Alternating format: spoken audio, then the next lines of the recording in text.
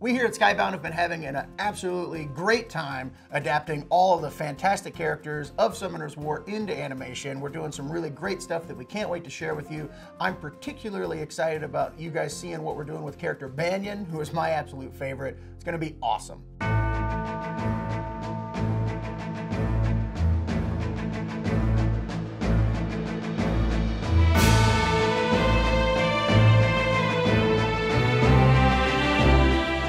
Not every property needs, warrants every adaptation, but rather there's a strategy and you decide where you're going to start and work with them to maybe start with a comic book or an animated series or whatever makes sense. When they wanted to create a comic book, they reached out to us first. They were big fans of Invincible, knew Robert's work.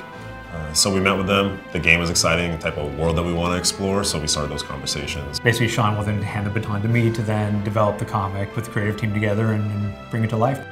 Once we realized that there was more business to be done outside of the comic book, that this world could be explored through other media, TV, film, it just made a lot of sense for us to partner up. So starting a new project, if it's an existing property, I'll read everything that's been done about it as possibly can so I can just entrench myself. With Summoner's War, it's getting familiar with the game, understanding the world as well, and just sort of diving into understand the scope of it and then talk through what we need to do to bring it into something that is producible for television and film. I'm most excited to see Summoner's War as an animation. When I look at an animation, I get a deeper sense of connection and understanding, only because it's playing in front of my eyes. Catherine, she has a passion and drive for the industry that is unlike any other.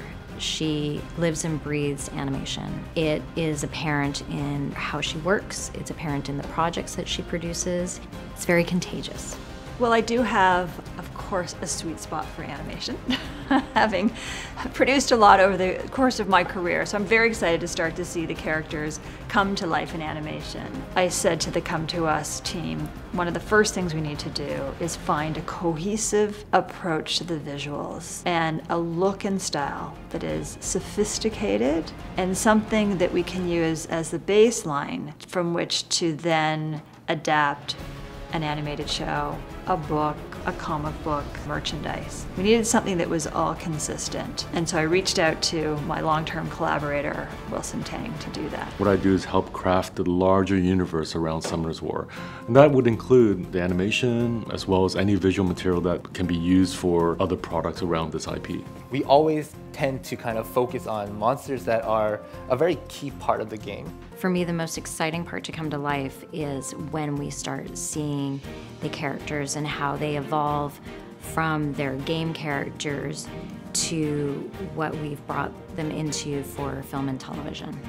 So we're trying to think about what's the most incredible place that we can take this character, and even if it's pulling it away from the expectations of the audience.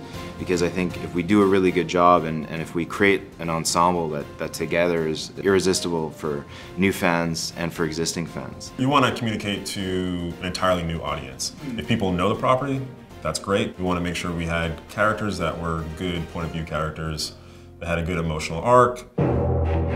One of the things that I'm most excited about being completed is Taihan's backstory, Ragon Castle, and his monster. Right now we're pairing him with Dagora. Putting all those three things together, I just instantly, I think that can be a show on its own. I just want to hang out with Taihan in Ragon Castle. And that's just mixing and matching kind of three different characters from this huge list of characters. So there's two monsters that I was specifically working on. There's Akia, and she's a succubus, a fire succubus, and Bernard, who's a wind griffin. Bernard's base in the game was already fairly solid. He's a big griffin and he's got really cool armor on already.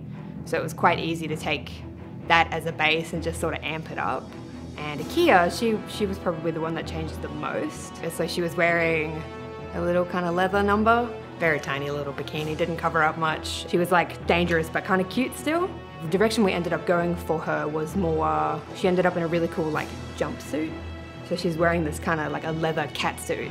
Quite astounding just how you can take that piece of art that exists and bring it into a whole new world.